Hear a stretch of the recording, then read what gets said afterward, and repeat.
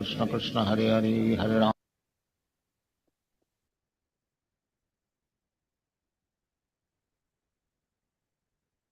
Hare Krishna devotees, please accept my humble obeisances. Always Sri Prabhupada and Guru Maharaj. Hare Krishna, Atiyal Beli Sri Radha Mataji. Congratulations on your initiation. Thank you, Yeah. Prabhuji. Hare Krishna. Yeah, whenever you're ready, you can start, Mataji. Okay, thank you. Hare Krishna, dear devotees. Please accept my humble obeisances. All glories to Srila Prabhupada and the Guru Deva. Om Namo Bhagavate Vasudevaya. Om Namo Bhagavate Vasudevaya. Om Namo Bhagavate Vasudevaya. Narayanam Namaskrityam Naram Chevam Narotayam Devi Saraswati Vyasam Tato Jaya Uddate Nastra Praya Adveshu Nityam Bhagavata Sevaya Bhagavati Uttam Sloke Bhakti Bhavati Nistake. Today we're reading from chapter 13, The Appearance of Lord Vaha. Text 1. We'll be reading from text 1 to text 13. Text 1. Sri Sukadeva Goswami said, O king, after hearing all these most virtuous topics from the sage Mithya, Vidura inquired further on the topics of the Supreme Personality of Godhead, which he adores to hear. Text 2. Vidura said, O great sage, what did Swamabhumu, the dear son of Brahma, do after obtaining his very loving wife? Text 3. O best of virtuous, the original king of the kings, Manu, was the great devotee of the personality of Godhead Hari, and thus it is worth hearing of the sublime characters and activities. Please describe them. I am very eager to hear. Text 4. Persons who hear from spiritual master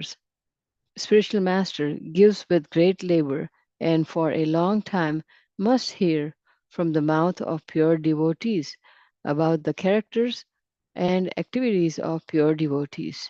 Pure devotees always think within their heart of the lotus feet of personality of Godhead, who awards his devotees liberation.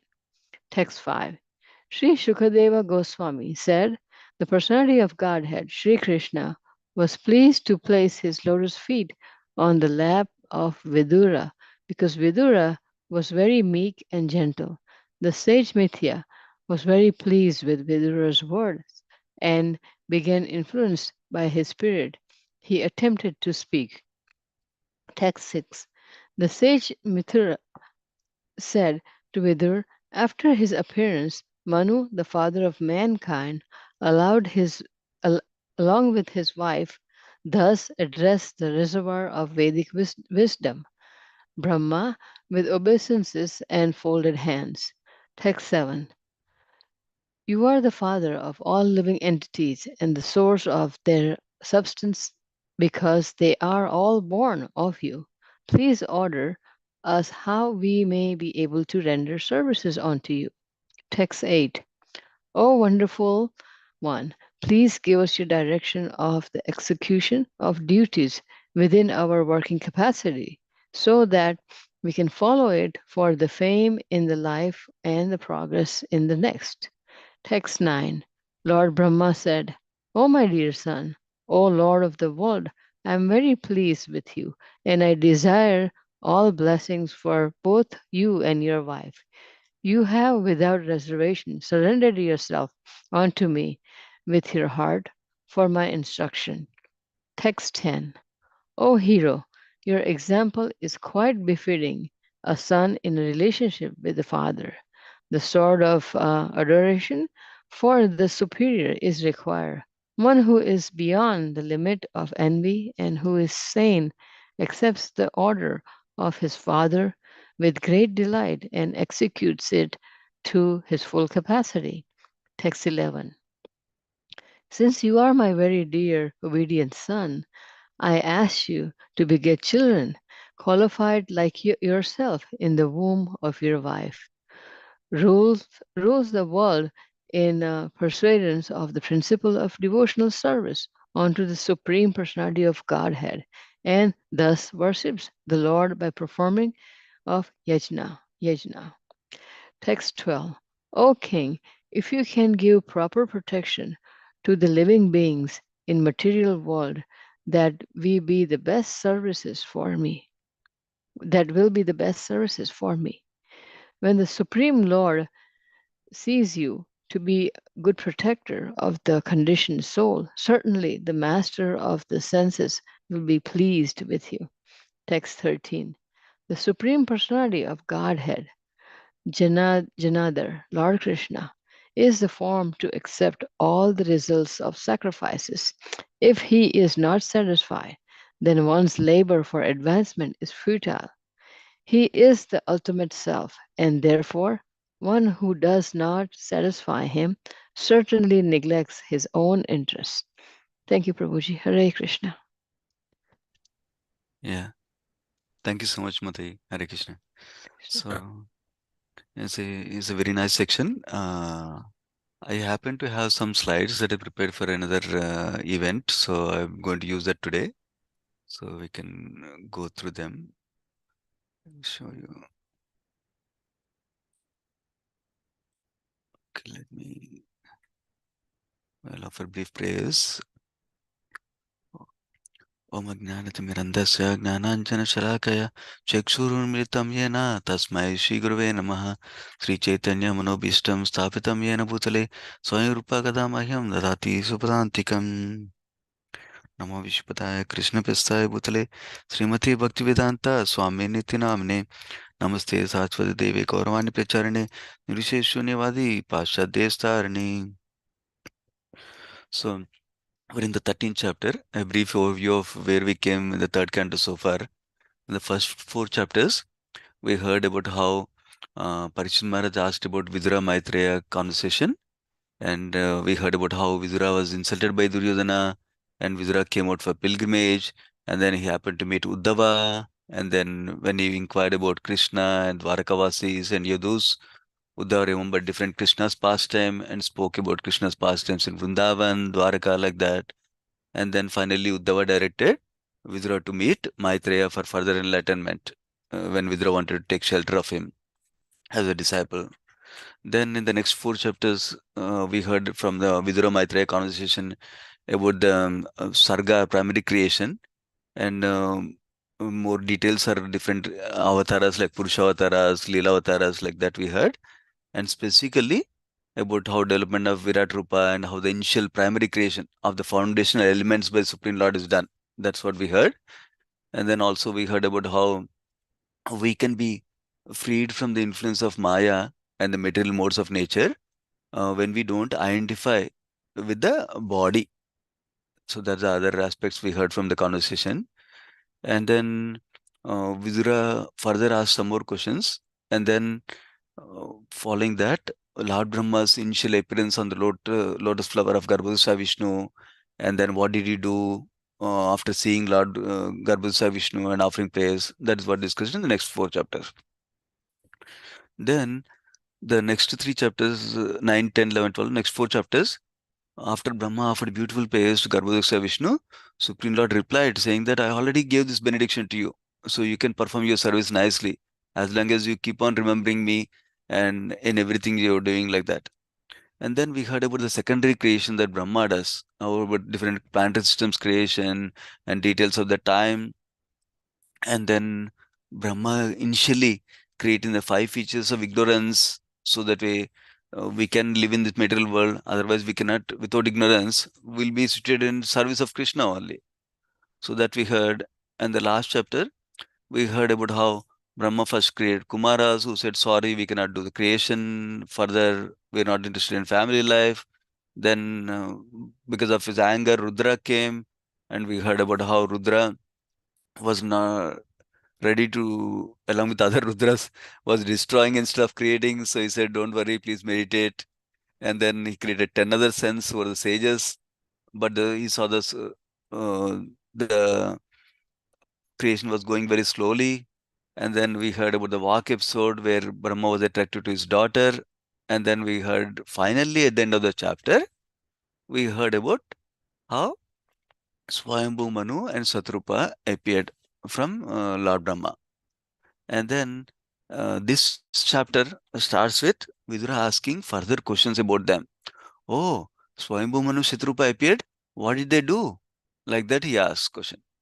That's how this chapter starts basically. Context for this chapter. This chapter will be covering the first two sections today. Essentially, what did Vidura inquire about Swayambhu Manu?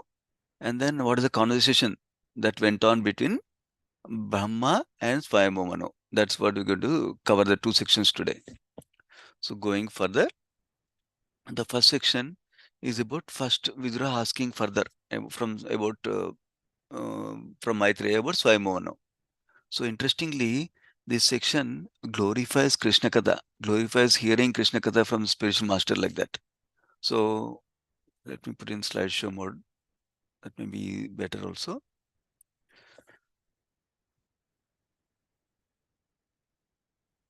Yeah. So first verse, Vidura is described as he adored Krishna Katha. He had a natural inclination for hearing. He wants to hear like that. Number one. That means he developed the desire to hear, eagerness to hear like that. When we know from first canto, second chapter, how does that come about? That comes about by service to superiors, service to pure devotees, Mahat Seva. Through that, we'll get the natural inclination to hear. That's what we hear from first canto, second chapter verses. So that's one thing here. Vidura is glorified here. Second thing is, from purport we hear, he was wanting to hear more and more and more and more. Why? Because he understood by hearing Krishna Katha more and more, he will get blessed by the transcendental message. Just by hearing Krishna Katha, we can make so much progress. He understood that. When we understand that, our eagerness to hear more and more will increase like that. That is what is being described in the first verse. So now, in the next verse, this is an actual question by Vidura. He's asking, after Swayambhu Manu and his wife came from Brahma, wife name is Satarupa, what did they do? Like that he's asking. And then he's asking, why is he asking about Swayambhu Manu? He should ask about Krishna. Why should he ask about some king, Swayambhu Manu and his wife? What did they do? What is the deal? Why do we need to know? That is being explained in the third verse by Vidura himself. What is he saying? I'm eager to hear with faith about this king Swayambhu Manu. Why? Because he has taken shelter of the Supreme Lord, Visvakshenasraya. Because he is a pure devotee of the Lord. That is why I'm eager to hear about him. Not just because he's some king, he's a great king, not like that. Because he's taken shelter of Krishna and is a pure devotee of Krishna. That is why I want to hear about him with faith, like that is describing. Why is he saying faith?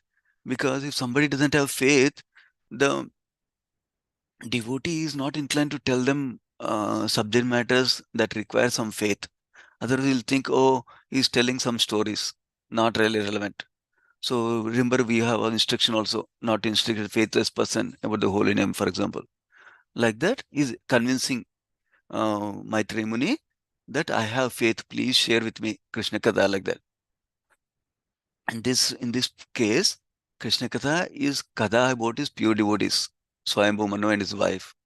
So this purport, Prabhupada makes a point. Whatever I put in parentheses is from purport here. Prabhupada makes a point that hearing about the Lord and hearing about his pure devotee have no difference in terms of quality at the absolute level. Why? Because pure devotees always carry Krishna in their heart. All of us have Krishna in our heart. But pure devotees realize that Krishna is there in their heart. And they are always meditating on lotus feet of Krishna in their heart. So that is why, that is one reason Prabhupada talks about in the purport. This verse and next verse go together actually.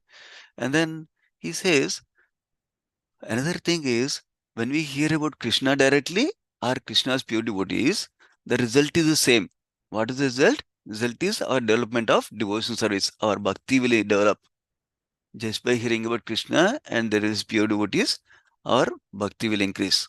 That's the point Prabhupada is impressing for us. So that is the reason Vidura is asking, not Prajalpa, not just some news. What did they do? What did this person do? That is not the purpose they're asking. They're asking because it's a pure devotee. Pure devotees, whatever they think, whatever they do, is in relation to Krishna. So that is why when we hear about pure devotees, we actually not only get purified, we develop our aspirations in bhakti, proper aspirations in bhakti, and we lose the material aspirations by seeing the proper example about pure devotees. And also, from pure devotees' interactions and discussions, we learn about the proper nature of Krishna and the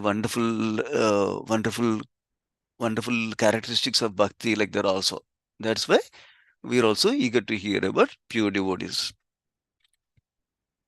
So, actually, in the previous several places in Bhagavatam, Prabhupada also emphasizes that many people think Krishna Katha means only Srimad Bhagavatam 10th canto, Krishna's leelas that he has done. As that is not the only thing. Everything is Krishna Katha, mentioning devotional, mentioning about Purusha avatars, what they're doing in terms of creation, for example, or devotees' descriptions right given in first canto, Kunti Devi, Yudhishthira Maharaj, Parikshit Maharaj, all Sukadeva Goswami, Narada Muni, Vyasadeva, all that is Krishna Katha only, like that. So now in the fourth verse, still Vidura is speaking. Is glorifying why is important to hear from pure devotees, and that too from pure devotees. He's saying greatest goal of hearing from a guru is to hear about such pure devotees, because they always think about Krishna's lotus feet in their hearts. And Prabhupada makes a point in the purport that only pure devotees can explain about the Lord and his pure devotees. What does it mean? That means uh, we all have this experience. Let us say I'm a cheater, then I can easily find somebody who's cheating very easily, because I'm aligned. I know that mentality. That way I can tell. Similarly, if somebody is a pure devotee, then they can understand other pure devotees and they can understand Krishna, because they're in quality, they're aligned with the will of the Krishna. That is why they can understand the proper nature of Krishna and his pure devotees. That's why we should hear about them from pure devotees like our Guru, like that. That is the that's what he's describing. That means it's the greatest goal. It's a very great opportunity. Why is he saying this? Because Vidura accepted Maitreya like a spiritual master. So he's hearing from him. So he wants to hear about other pure devotees like Swayambhu Manu. That is the context. Now going to the fifth verse, he's saying, first of all, Maitreya is remembering. What is he remembering? The great fortune that Vidura had. What is the great fortune that Vidura had? When Krishna came to Vidura's home to eat lunch, he, seeing the Krishna, is very pleased with the gentle and meek Vidura, the great qualities of Vidura. And by being pleased, when he's eating food, Krishna placed his lotus feet on Vidura's lap, it seems. So two things we are hearing. One is Krishna is very pleased with the wonderful qualities of his devotees. That should inspire us to develop nice Vaishnava qualities and understand Vaishnava etiquette and properly exhibit those Vaishnava qualities by achar, not just speaking. Okay, we should be like this, but we should also exhibit with our behavior also. That is one thing we can learn here, because we are always trying to see how I can please Krishna. So when we hear the verses like that, what please Krishna, we should take it into our heart and try to develop those qualities, even though it feels difficult to develop those qualities. So that is one important thing we can learn from here. And then second thing is, Maitreya is appreciating Vidura's qualities. So Vidura did not ask, can you now appreciate my qualities? No. That's a natural appreciation he has just by interacting with other devotees. That is one thing we can also develop. When we learn to appreciate other devotees' qualities in our interactions, then we don't disrespect them, we don't offend them. Rather, we like to serve them. That's why whenever we have time, we need to contemplate on devotees' wonderful qualities, how they are serving their guru, how they are serving the Krishna, how they are growing in Krishna consciousness by the mercy of their guru and Krishna. So what kind of wonderful qualities they have that are pleasing to Krishna. When we meditate on this, then when we're interacting with them, even though they might have said something harsh for a moment, that time being, that doesn't disturb us because our consciousness is filled with their wonderful qualities. Then we don't take one small thing as big deal like that. So that's another thing we can learn from this verse. So this first 5 verses talked about Vidura's questions to Maitreya Muni about Swayambhu Manu, and he also glorified the importance of hearing about pure devotees. That's what we heard now. And also we heard about Vidura's wonderful qualities that are pleasing to Krishna. Now the 6th verse, what Maitreya Muni starts to describe, that after Swayambhu Manu and Shatrupa were born, Swayambhu Manu respectfully addressed Brahma by offering obeisances first, and by folding his hands like that, he respectfully addressed Brahma, it seems. Not like, okay, what can I do? Not like that. So he respectfully addressed the superior father like that.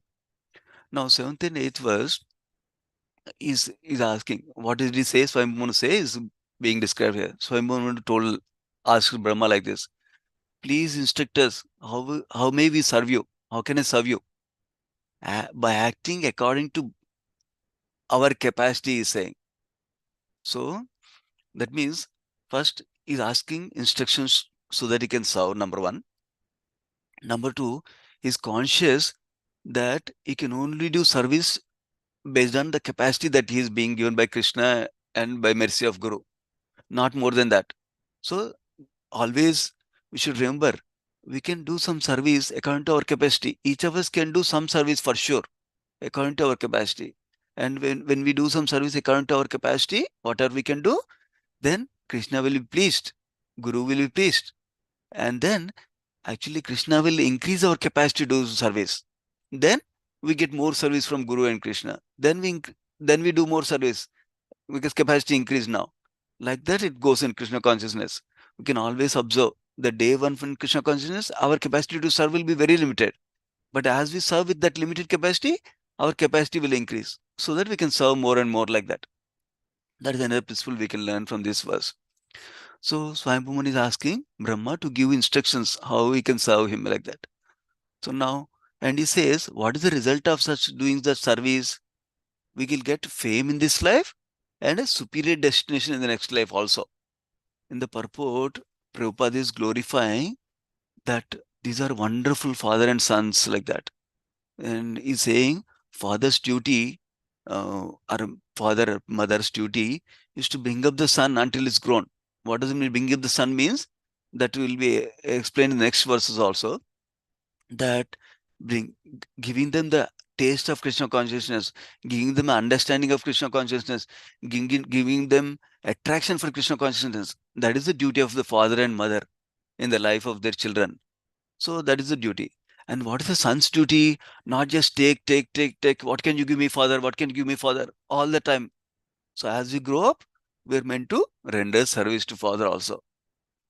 And many times in Srimad Bhagavatam, Prabhupada compares this father-son relationship with spiritual master and disciple also.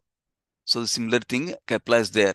So it's not about always taking from Guru. Guru, take, give. What did you give? Please give me more. You should also serve the Guru like that. How do you serve the Guru? By following his instructions and by assisting in his mission. That's how we can serve the Guru. So then, Prabhupada also writes a wonderful point here.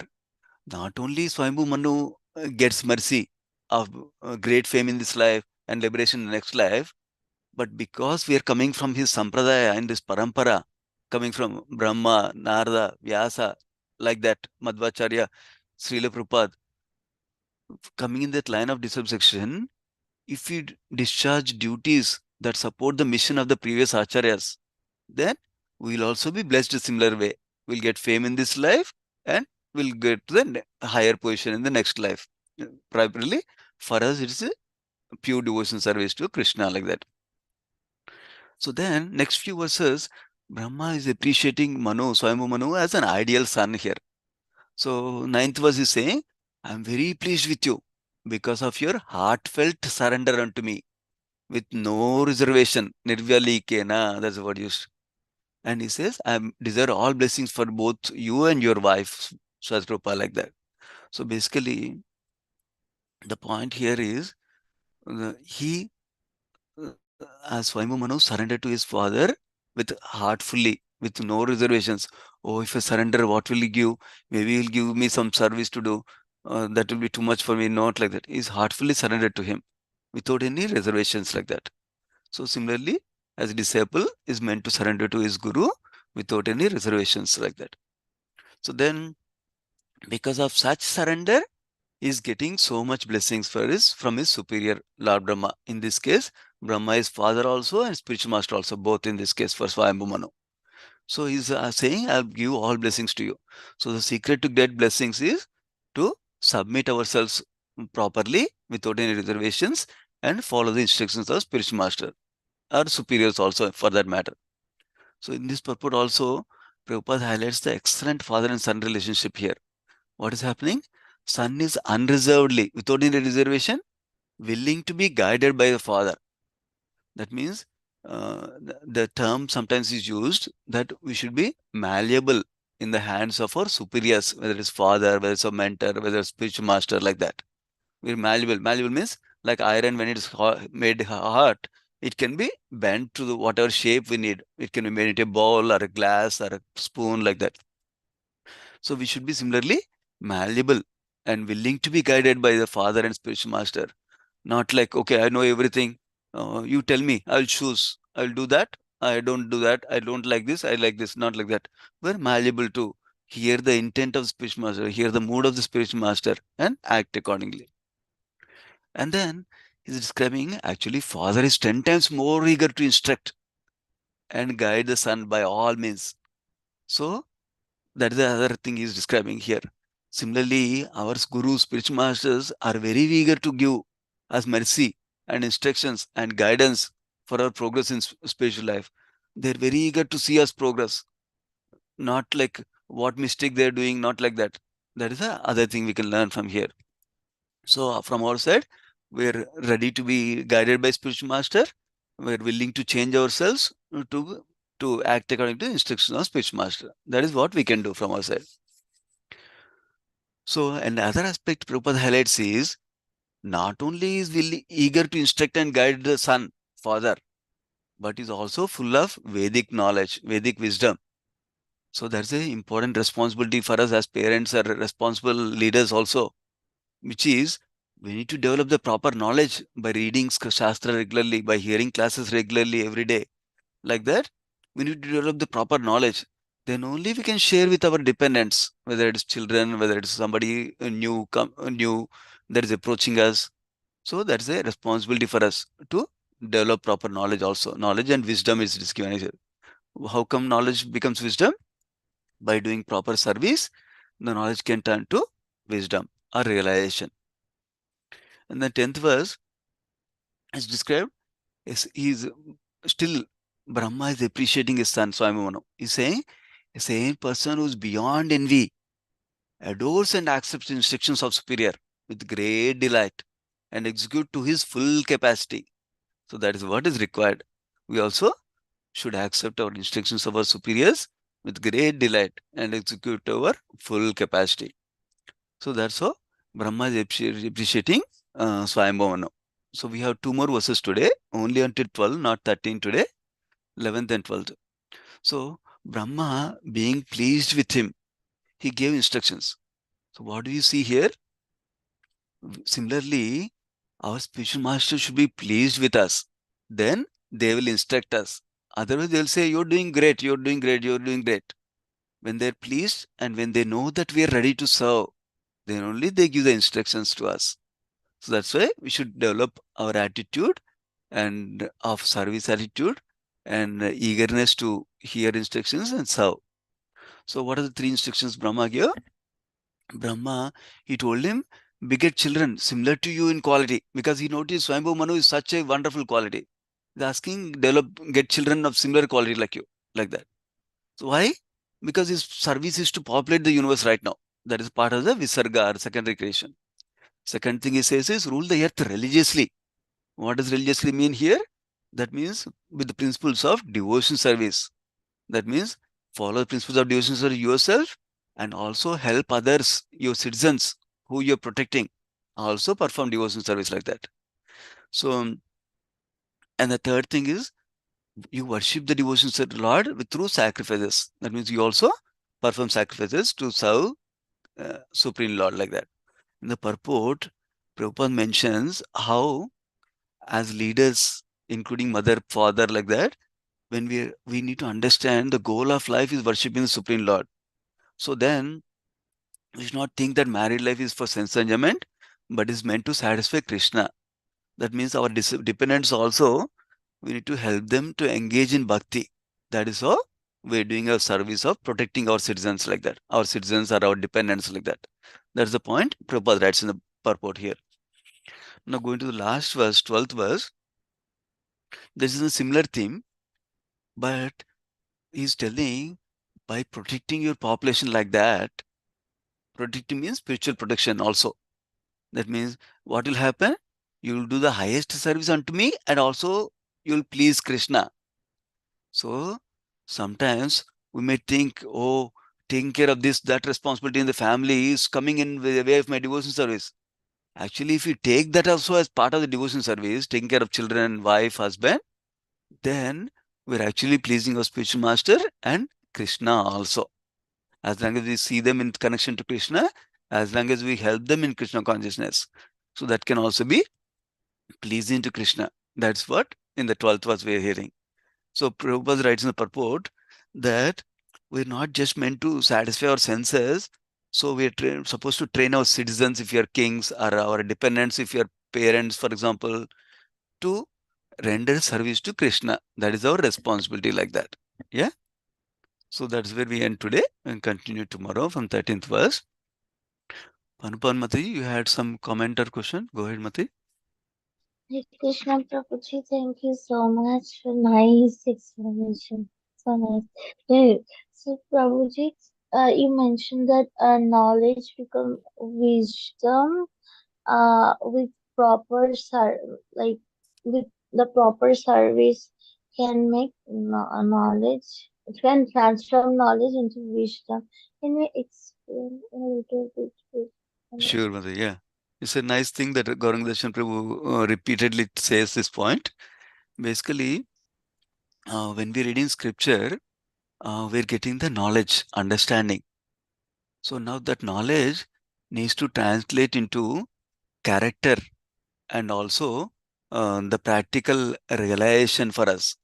And the way to transform that is when you apply that knowledge in real day life.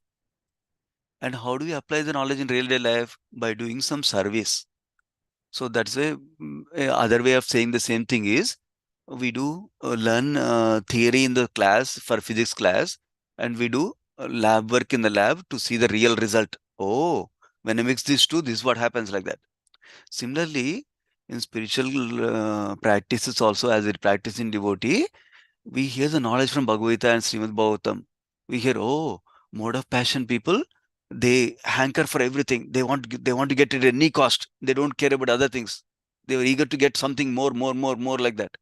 So then when when we serve, when we see somebody with that attitude, we'll think, oh, this is a manifestation of mode of passion. I should be careful. I should not cultivate such kind of attitude. I should cultivate mode of goodness attitude like that. So, like that, through the medium of service, we interact with other devotees, and that is a real ground for getting realizations. Actually, I hope that helps. Yes, Prabhuji. Thank you so much. It helped a lot. Welcome, Hare Mate. Krishna. Sure. Hare Krishna, Mate. Okay, let's offer obeisances. Srimad Bhagavatam ki jai, Srila Prabhupada ki jai. Let's offer obeisance to all the devotees of the Lord. Vanchakalpatarubhyascha kupasindubhyevacha patitanam pavanebhyo vaishnavebhyo namo namaha. Thank you so much, devotees, for your association. Hare Krishna. Hare Thank you. Krishna. Hare Krishna.